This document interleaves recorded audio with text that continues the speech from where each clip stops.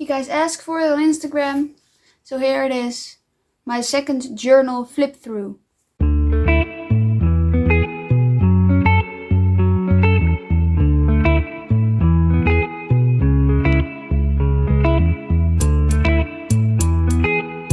So if you're new here, I'm Esther. I'm a Christian artist based in the Netherlands, and I'm going to art school. And I started journaling like 2 months ago, and this is my second journal. So let's get into it and see what I do in my journal.